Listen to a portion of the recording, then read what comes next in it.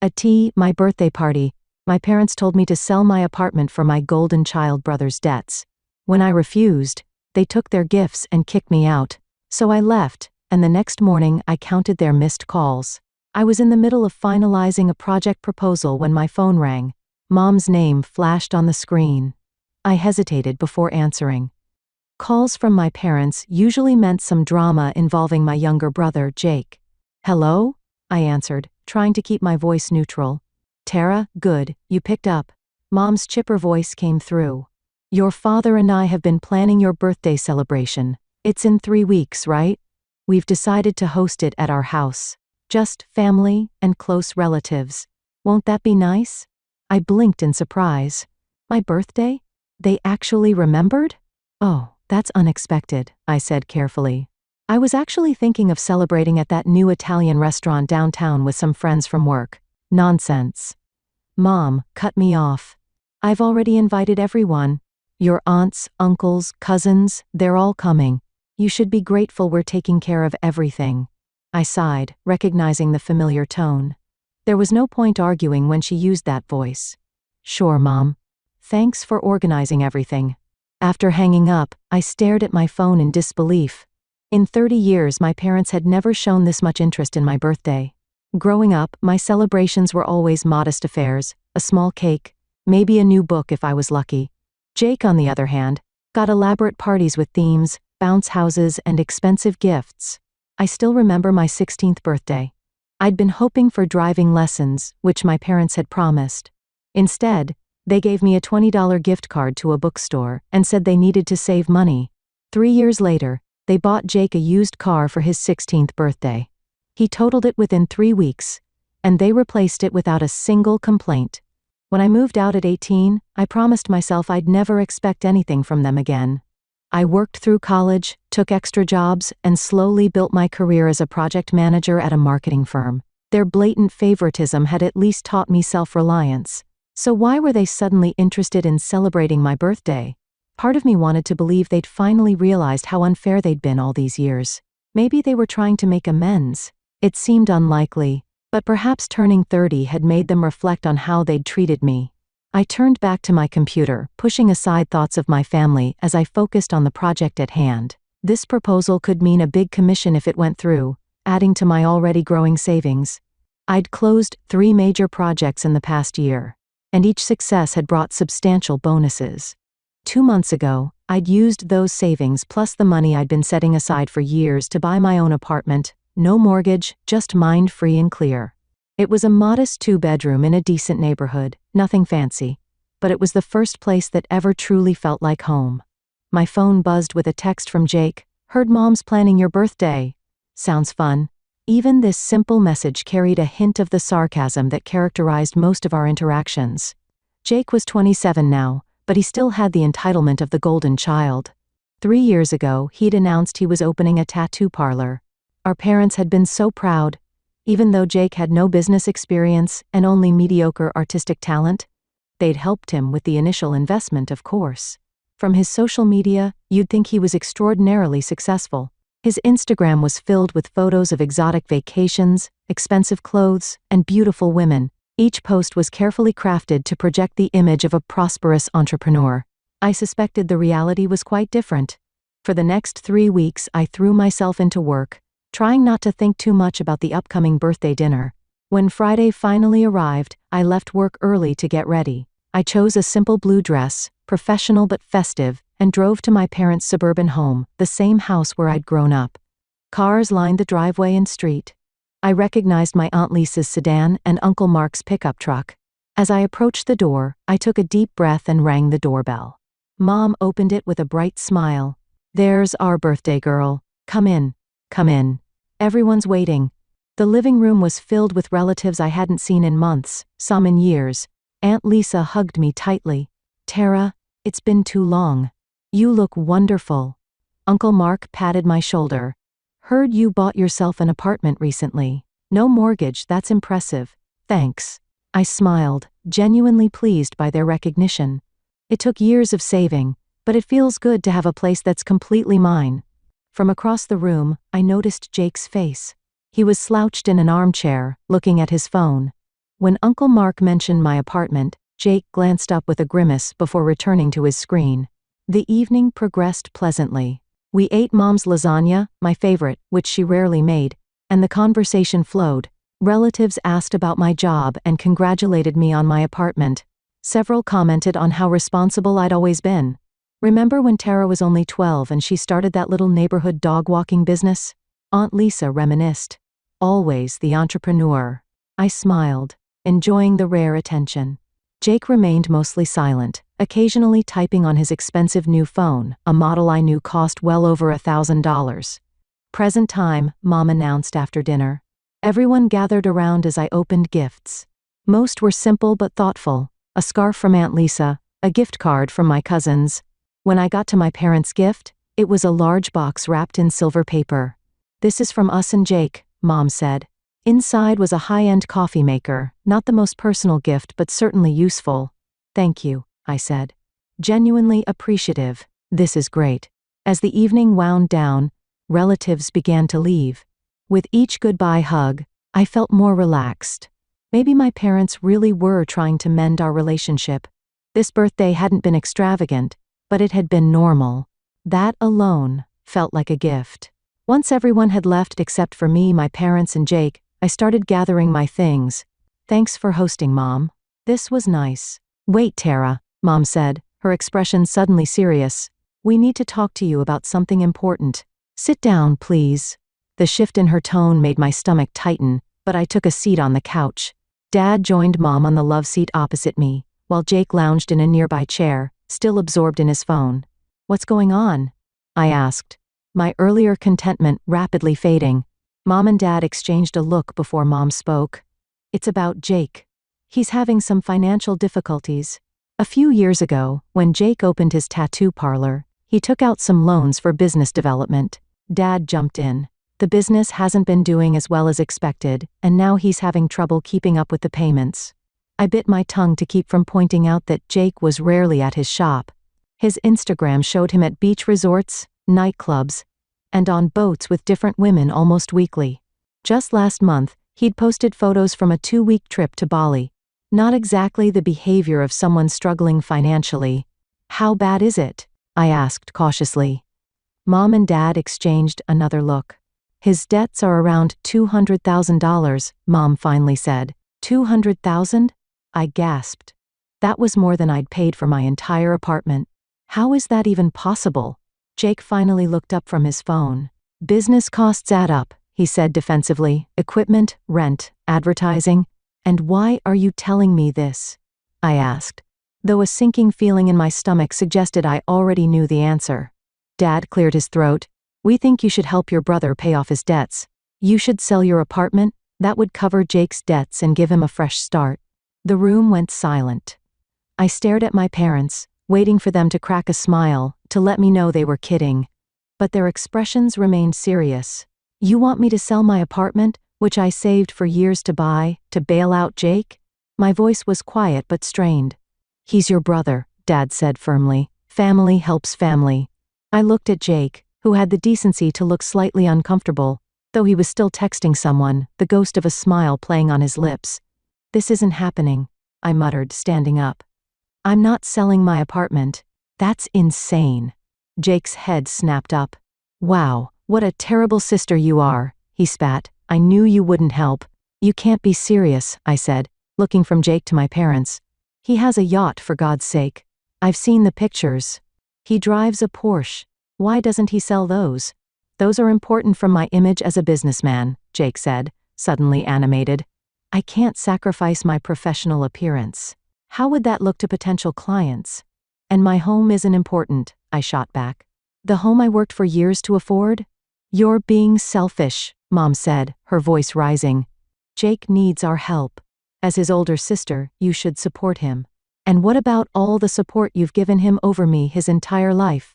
The words burst out before I could stop them. "The cars, the vacations, the business investment, that wasn't enough?" "That's different," Dad said dismissively. "He's had different needs than you." "Different needs?"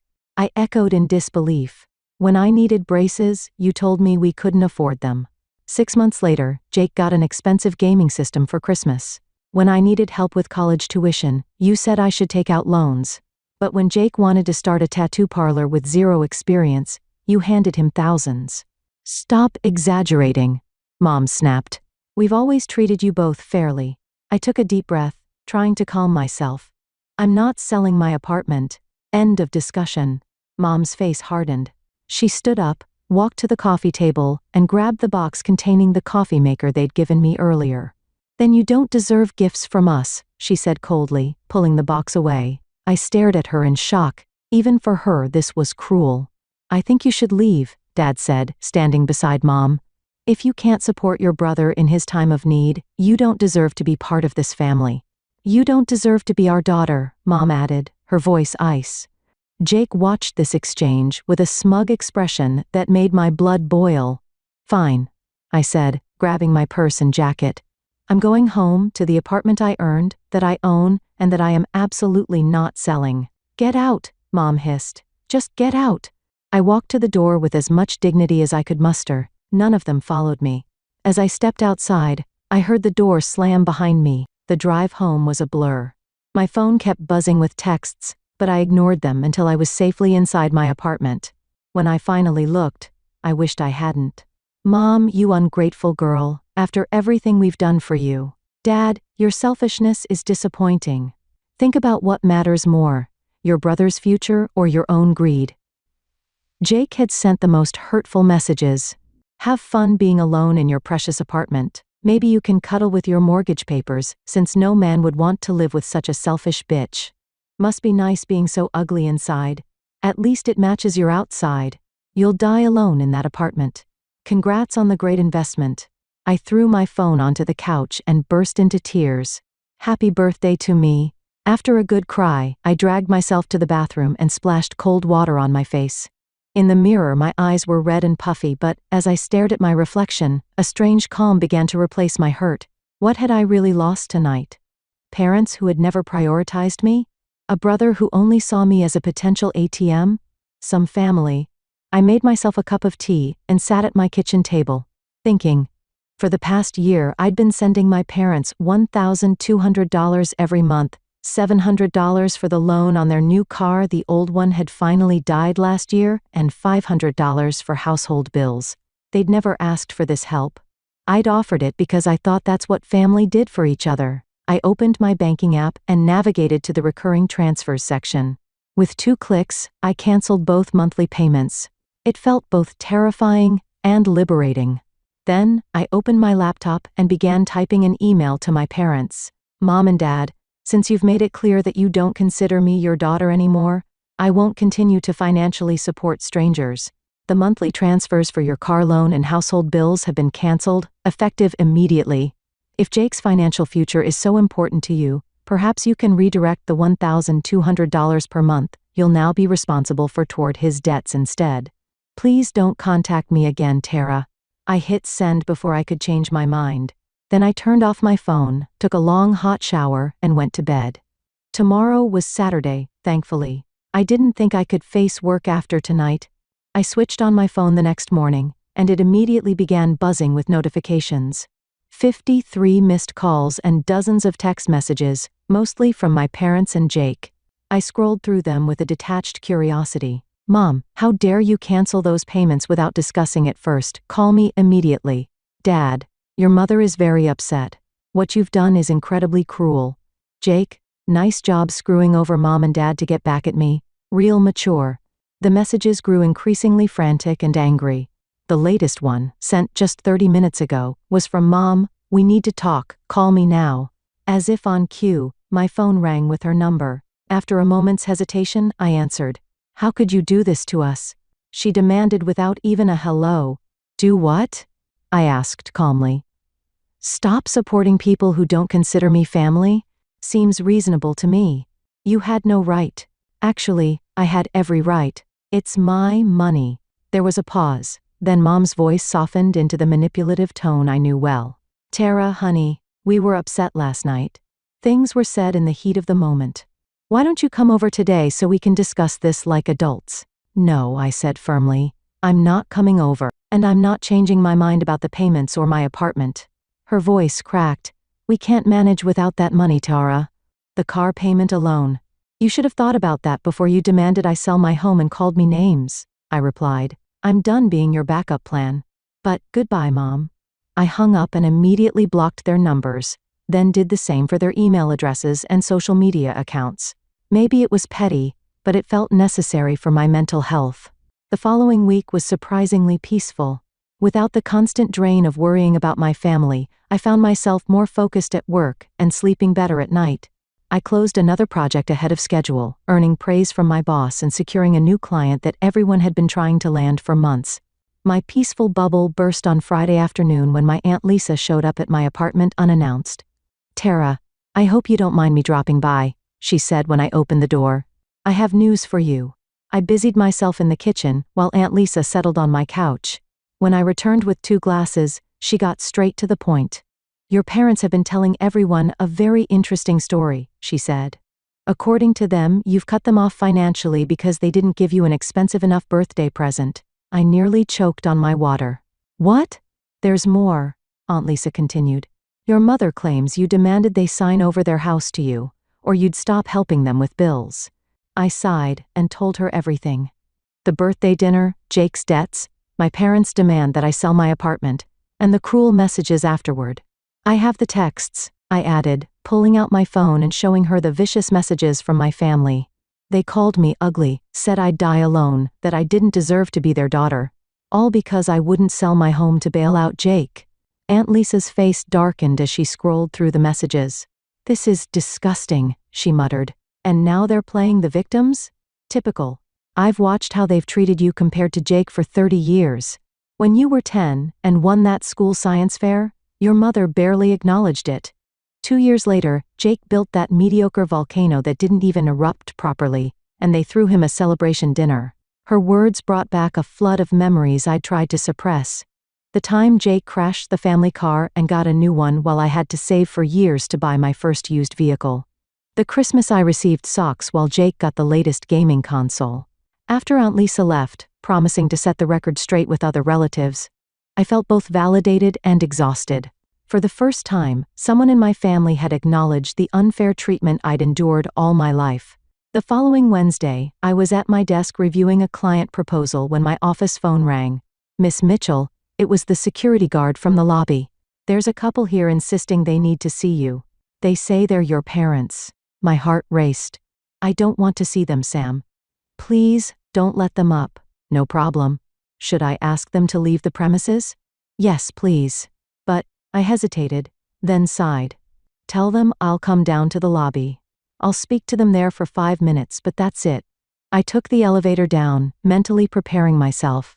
When the doors opened, I saw my parents standing by the security desk. Mom's eyes were red, and Dad looked haggard. You have 5 minutes, I said coldly, leading them to a corner of the lobby away from curious ears. This has gone far enough, Dad began.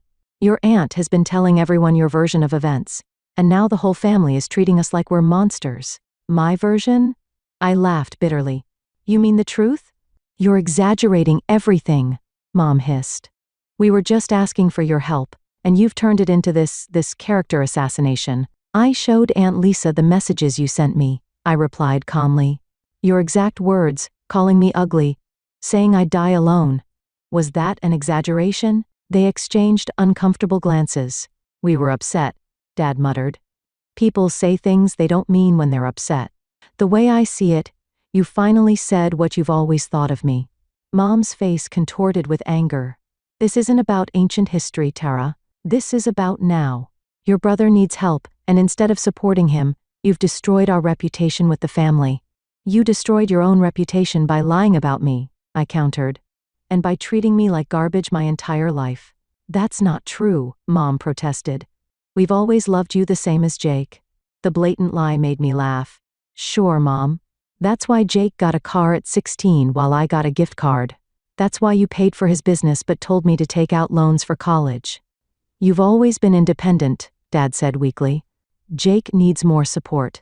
Jake needs to grow up and face the consequences of his actions, I said. And so do you. Mom's face hardened. Fine. If that's how you want to play this, we'll make your life hell. We'll call you from different numbers. email you from new accounts, show up where you work. Sarah, Dad warned, glancing nervously at the security guard who was watching us closely. No, Bill, I'm done playing nice, Mom continued, her voice rising. We'll come to her home. We'll contact her friends. We won't stop until she helps Jake and starts supporting us again. I was tired of their arrogance, their entitlement, their constant emotional manipulation. They really thought they could bully me into giving up everything I'd worked for. I pulled out my phone and dialed a number. Who are you calling? Dad demanded. Mark Donovan, I replied calmly. He's our corporate attorney. I've already discussed my family situation with him. Mom's face went pale. You're calling a lawyer? On your own parents? Hello, Mark, I said into the phone. It's Tara Mitchell. Remember that family harassment situation I mentioned? They're here at my office right now, threatening me. Could you come down to the lobby? I paused, listening. Thanks. I appreciate it. I ended the call and looked at my parents. He'll be here in 2 minutes. We wouldn't actually, Mom began, but fell silent as a well-dressed man in his 50s approached us. Tara, he nodded to me, then turned to my parents. Mr. and Mrs. Mitchell? I'm Mark Donovan, corporate counsel for this company and a personal friend of your daughter's.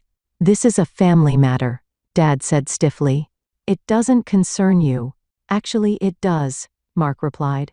Tara has already shown me the threatening messages you've sent her. Now you've come to her workplace to continue that harassment. Let me be very clear. If you continue to contact Tara against her wishes, by phone, email, in person, or through third parties, we will pursue a restraining order and, if necessary, criminal charges. You wouldn't, Mom whispered, looking at me. Try me, I replied steadily. I'm done being your punching bag. All communication from this point should go through me, Mark continued, handing them each his business card. Have a good day. My parents stood frozen for a moment, then turned and walked out without another word. Through the glass doors I watched them get into their car, not the new one they'd bought with my help, but an older model I didn't recognize. You okay? Mark asked after they'd driven away. Yeah, I said, surprised to find I meant it. I think I am. After the confrontation at my office, my parents never bothered me again. The legal warning from Mark had worked like a charm, and my life became wonderfully peaceful. No more drama, no more demands, no more guilt trips. One Saturday morning, Aunt Lisa called me for our weekly chat. Thought you'd want to know, she said after we'd caught up on normal things. The bank repossessed her parents' car last week. They couldn't keep up with the payments without your help. I see, I said, feeling a twinge of something. Not quite guilt, more like acknowledgement. And Jake had to sell his Porsche and that ridiculous yacht of his, she continued. Still didn't cover all his debts, but it made a dent. He's moved back in with your parents now. Is he still looking for work? I asked. Actually, yes. He's got interviews lined up at a few places downtown. Nothing fancy, just regular jobs. I smiled to myself. Good. A normal job with regular hours might be exactly what he needs. After we hung up, I grabbed my camera, a recent purchase that had quickly become my passion, and headed to the city park.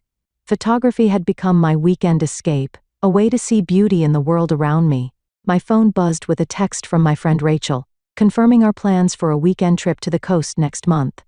I'd made more time for friendships and travel lately, no longer constrained by the obligation to solve my family's financial problems. As I framed a shot of an elderly couple feeding ducks by the pond, I felt a sense of contentment wash over me. My life was mine now, shaped by my choices, my values, my desires. For the first time in 30 years, I was truly free.